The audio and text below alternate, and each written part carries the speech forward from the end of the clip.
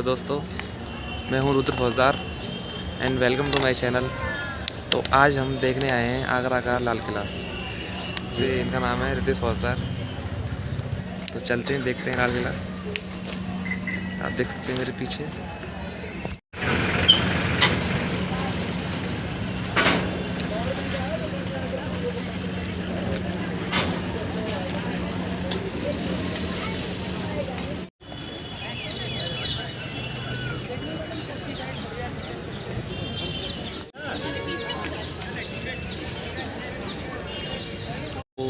Ticket हमने ले ली है और हम जा रहे हैं लाल किला में एंट्री करने के लिए। रितेश आ जाओ, चलिए दिखा।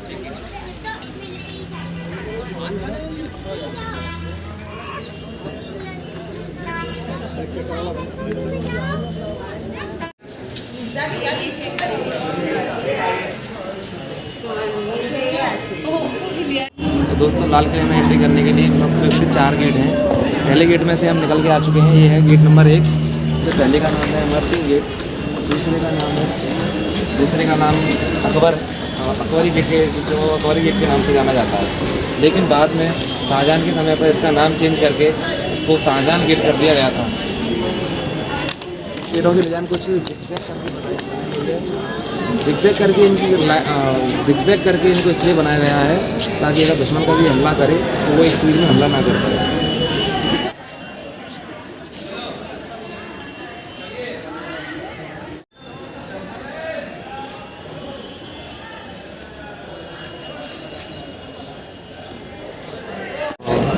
तो चलिए दोस्तों, चलते हैं और अकबरी गेट से लाल किले के अंदर एंट्री करते हैं।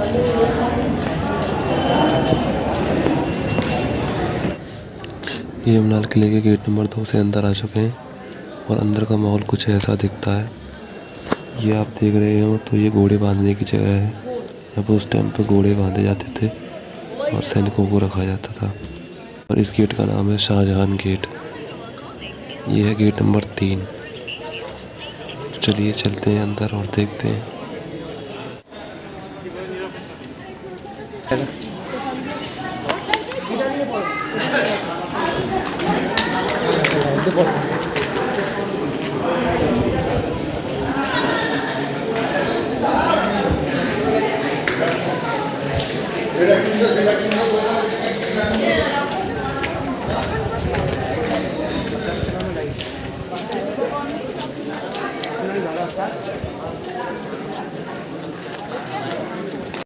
दोस्तों, आप जो मेरे पैरों में ग्रिप देख रहे हैं, ये ग्रिप भी ऐसे ही नहीं बनाई गई। इसको बनाने के पीछे भी एक उद्देश्य था, क्योंकि उस टाइम पर कार वगैरह तो होती नहीं थी।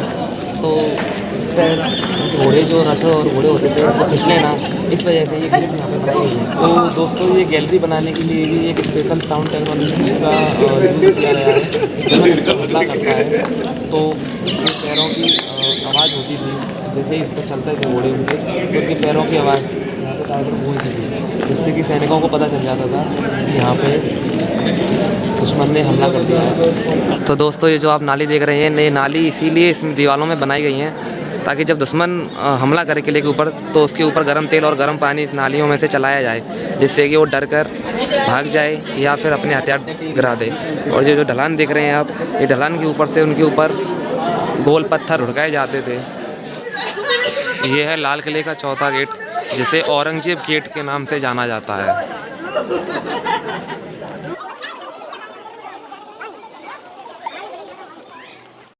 ये जो आप मेरे पीछे लाल किला देख रहे हैं, ये पूरा 2.5 किलोमीटर में फैला हुआ एरिया है, जिसमें से कि इधर का पीछे का 75% हिस्सा है ये आर्मी के अधिकृत आता है। और टूरिस्ट के लिए, विजिट के लिए इधर का 25% ही हिस्सा हमको देखने के लिए मिलता है। मतलब कि 2.5 किलोमीटर में से 75% आर्मी को दे दिया गया है और 25% ही खाली टूरिस्ट के लिए खुला है।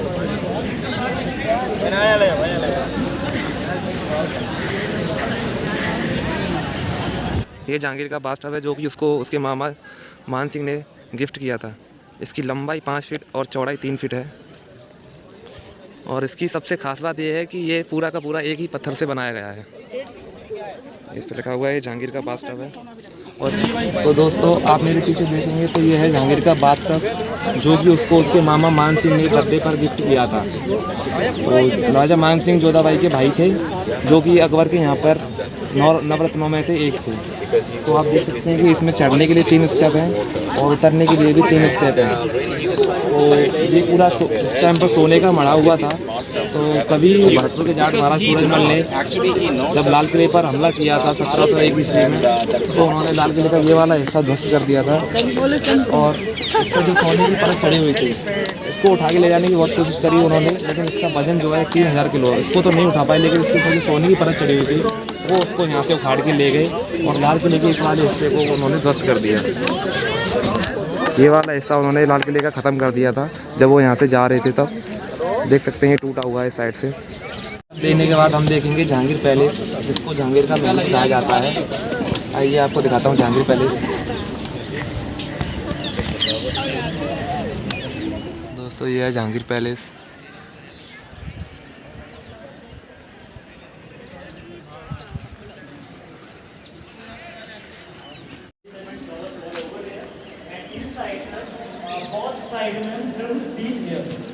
Drums beat here.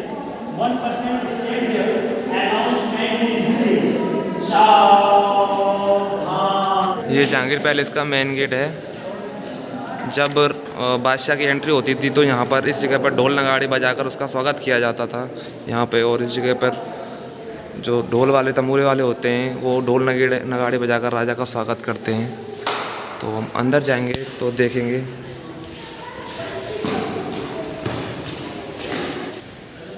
Jahangir palace का गेट भी कुछ जिगजैग करके ही बनाया गया है ताकि सामने से कोई आए तो उसको सीधा कुछ भी दिखाई ना पड़े और जिगजैग करते हुए वो अंदर जाए। तो दोस्तों जहांगीर महल में एंट्री करने के बाद में हम पहुंचते हैं यहाँ रंग महल। रंग महल इसको इसलिए कहा जाता है क्योंकि बादशाह के टाइम पर यहाँ पे नाच गाने का प्रोग्राम होता था। और जब नाच गाने का प्रोग्राम होता था तो आप मेरे सामने देखेंगे इस पर बैठ के बादशाह नाच गाने का प्रोग्राम देखते थे। और उसी के नीचे वाले झरोखे में रानी बैठा करती थी और उनके बाजू वाले झरोखों में दासियाँ बैठा करती थी और नीचे नाच गाने का प्रोग्राम होता था। इसको रंग महल कहते हैं। लेकिन इसको रंग महल जहांगीर के टाइम पर बनाया गया था। उससे पहले ये जोधाबाई के महल के नाम से मशहूर था, क्योंकि आप देख सकते हैं कि इस पर पूरा ही राजस्थानी तरह से कढ़ाई करी गई है और इसमें महारानी जोधाबाई का एक मंदिर भी है। ये महारानी जोधाबाई का मंदिर है।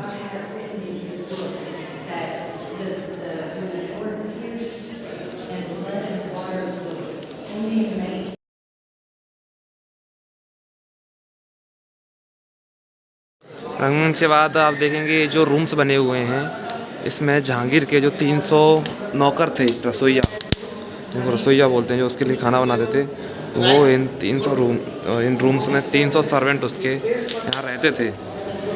ये उनकी रहने की जगह है। और ये है जहाँ पे खाना बनाया जाता था, रसोई खाना जिसे कहते हैं, जो कि आपको जोधाबाई नाटक में देखने को मिला है। वो इस जगह की शूटिंग है, यहाँ पे खाना बनाया जाता था। अभी ये कमरे बंद हैं, उनको दिखा नहीं सकते हैं। तो दोस्तों रसोई देखने के बाद में हम देखेंगे ये जगह जो है एक तरह से यहाँ पे पानी का स्टॉक रहता था, जो कि बाबर ने बनवाई थी। बाबर ने इसको इसलिए बनवाया था कि ताकि खाने के लिए भी यहाँ से पानी की सप्लाई करी जा सके और यहाँ के जो बाग बगीचे हैं उनकी भी देख रेख के और पानी की जलापूर्ति के लिए ये जगह उन्होंने बनवाई गई थी। और वैसे देखें तो ये जगह बाकी जगहों के मुकाबले काफ़ी अभी भी ठंडी है। और अंदर आके देखें तो इसमें वाकई में एक ठंडा एहसास हमको होता है। वाकई में काफ़ी ठंड है यहाँ पर। चलो उधर से चलते हैं। देखने के बाद में ये हॉल स्पेशली जहांगीर के लिए बैठक करने के लिए बनाया गया था। आप देखें तो इस हॉल की जो दीवारें हैं काफ़ी मोटी हैं, लेकिन ये दिखने में ही मोटी लगती है। ये अंदर से खोखली बनाई गई है। इसको एक तरह से आप एसी हॉल भी कह सकते हैं, क्योंकि एसी हॉल हम इसको इसलिए कहते हैं कि जब गर्मियाँ होती थी तो इस दीवारों के अंदर ठंडा पानी चला के इसको ठंडा किया जाता था, और जब सर्दियाँ होती थी तो इसके अंदर गर्म पानी चला के इस हॉल को गर्म किया जाता था। देखेंगे तो इसकी दीवारें कुछ इस हॉल की दीवारें खोली है, मतलब एक तरह से अंदर से खोखली है।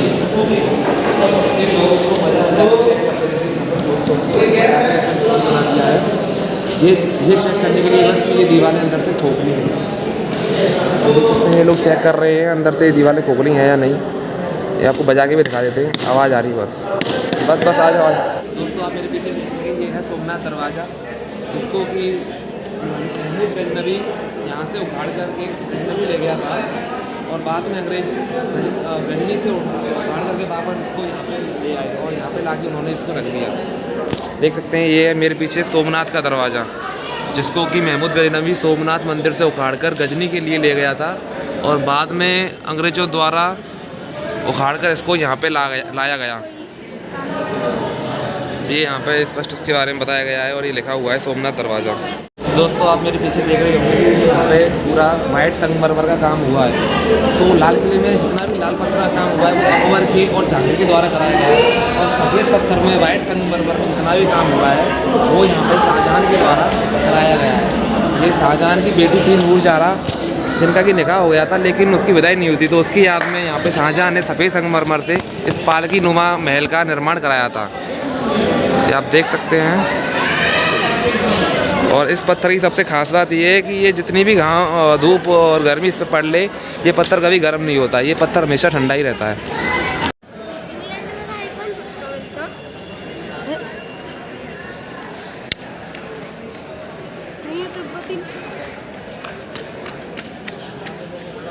तो मेरे पीछे शाहजहां का खास महल है, जो कि सिर्फ एक ही मंजिल दिखाई देता है ऊपर से, लेकिन हम इसको नीचे देखें तो 2 मंजिल का नीचे तहखाना बना हुआ है, जिसमें कि फांसी घर है और तहखाने बने हुए हैं।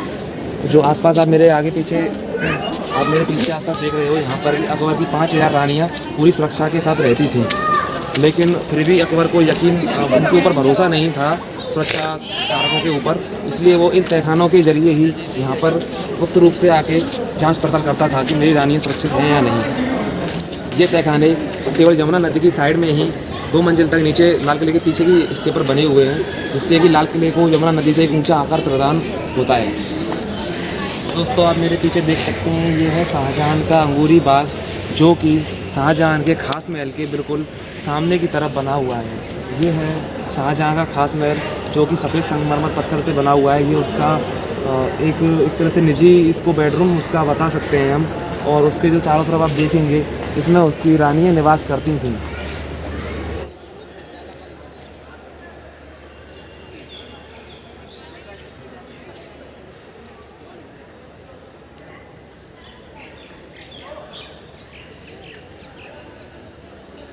तो दोस्तों आप मेरे पीछे देख रहे हैं ये है शाहजहां का खास महल, इसको उसका पर्सनल बेडरूम भी हम कह सकते हैं। इसके सामने आप देखेंगे बहुत ही खूबसूरत तरीके से झरने लगाए गए हैं। इन झरनों का पानी जब ओवरफ्लो हो जाता था तो वो एक बहुत ही खूबसूरत जरिए से यहाँ से बाहर निकलता था। मैं आपको दिखाता हूँ कि वो ओवरफ्लो का पानी किस तरह से यहाँ से बाहर निकलता था। जब इन झरनों का पानी यहाँ से ओवरफ्लो हो जाता था तो वो इस एक खूबसूरत सी नाली के जरिए यहाँ से बाहर निकलते हुए और एक झरने की तरह इस कुंड में जाकर के गिरता था।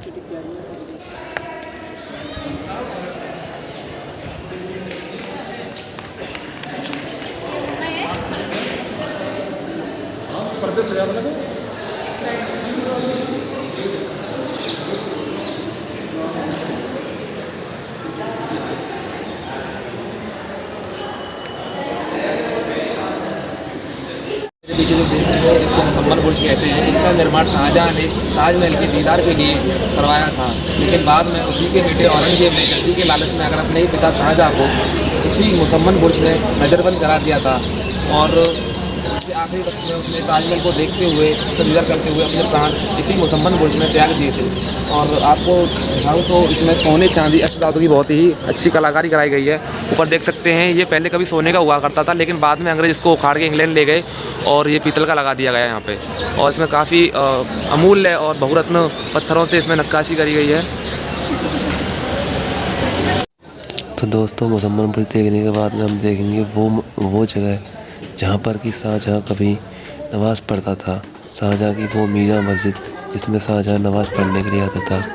ये रास्ता जाता है मीना मस्जिद को। देखेंगे आप मेरे पीछे मीना मस्जिद है। तो आप मेरे पीछे देखेंगे मुसम्मन बुर्ज से बाहर आने का रास्ता है। जब शाहजहां को सुमन बुर्ज में नजरबंद करवा दिया था औरंगजेब ने, तो उसी रास्ते पर निकलकर यहाँ पीछे एक मस्जिद में नमाज़ पढ़ने के लिए आया करते थे। इधर ये शाहजहां की नमाज़ पढ़ने की जगह है, जो फ़िलहाल बंद कर दी गई है यहाँ से। ये है दीवान खास, और यह दीवान खास का वो तख्त जिस पर बादशाह बैठ कर अपने ही परिवार की मसले सुलझाया जाता था। इसको दीवान खास इसलिए कहते हैं क्योंकि इसमें से केवल परिवार के ही मसले सुलझाए जाते थे। राजा केवल अपने ही परिवार के मसलों को इसमें सुलझाया करता था। और दीवान खास के सामने आप देखेंगे जो खूबसूरत बगीचा, ये वही बगीचा है जिसमें कि मीना बाज़ार का मेला रानियों के लिए लगा करता था। उस दरवाजे से आगरा के विभिन्न व्यापारी अपनी अपनी दुकानें लेकर यहाँ पे आते थे और दुकानें लगाते थे रानियों के लिए, क्योंकि उस टाइम पर रानियों को बाहर निकलने की परमिशन नहीं थी, तो उनके लिए यहीं पे बाज़ार लगाया जाता था। और जितनी भी रानियाँ दासियाँ जितनी भी थी वो यहीं पे आकर के शॉपिंग करती थी, उसी गेट से आकर के वो आती थी और यहाँ पे आके शॉपिंग करती थी। यहाँ पर मर्दों की एंट्री बिल्कुल बंद थी, केवल बादशाह ही आ सकता था यहाँ पे रानियों को देखने के लिए, बाकी कोई भी जेंट्स यहाँ पे नहीं आ सकता था। जो उनके रक्षक थे, अंगरक्षक, वो भी स्त्री वर्ग के ही होते थे। तो दोस्तों हम लाल किला आए और इस अमूल्य कसौटी पत्थर के बने सिंहासन के बारे में बात ना करें ऐसा तो हो नहीं सकता, क्योंकि इस पत्थर की खासियत ये है कि इस पत्थर को सन 1602 ईस्वी में जहांगीर ने इलाहाबाद में बनवाया था। इसके बाद 1605 ईस्वी में वो राजा बना, लेकिन इस पत्थर को इलाहाबाद से यहाँ नहीं लाया गया। इसको 1610 ईस्वी में इसको इलाहाबाद से यहाँ पे लाया गया। इसके चारों तरफ आप देखेंगे तो जहांगीर के उल्लेख इस पर किया गया है, लेकिन ये उल्लेख अकबर के लिए बहुत ही बड़ी चुनौती थी। इसके बाद में 1610 ईस्वी में जहांगीर ने इसमें कुछ और काम कराया, जैसे इसके 2 पश्चिमी द्वारों पर नीचे आप देख सकते हैं, इसमें लिखवा दिया है कि इस लाल किले का एकमात्र उत्तराधिकारी है वो है जहांगीर।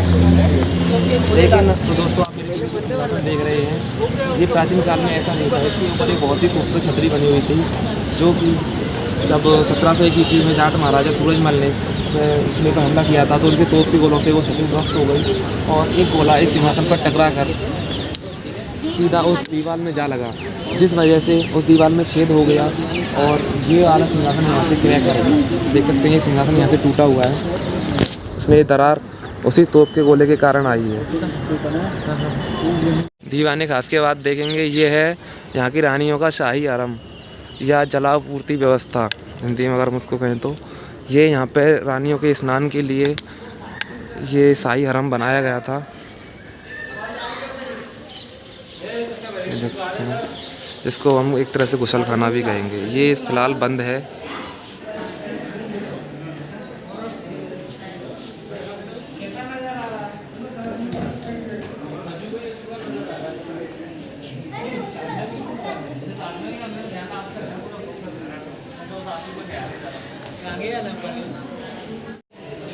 चार बोलना पड़ता भाई, 3 बोलना पड़ता, स्वाटाली भी बोलना पड़ता, हमें तो आना है ना।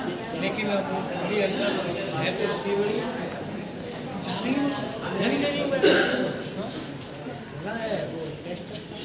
यही प्रॉब्लम होता है।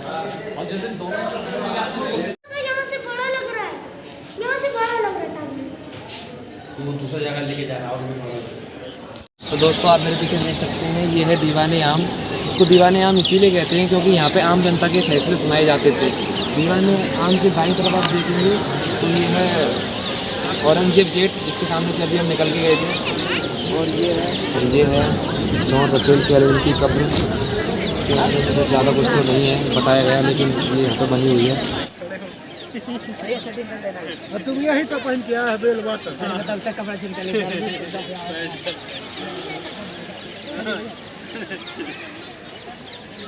कपड़ा चेंज करने की जरूरत है नहीं।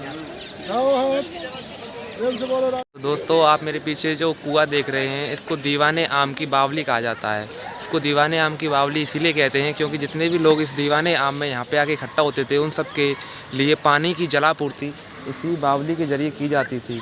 लेकिन ये सिर्फ एक बावली ही नहीं है, ये एक ऐसा जरिया है जिसके माध्यम से इस किले के बाहर जाया जा सकता है। इसमें ऐसे कई सारे रास्ते जो हैं कि बने हुए हैं जिनके ज़रिए हमले के समय बादशाह इस किले से बाहर भाग जाया करते थे।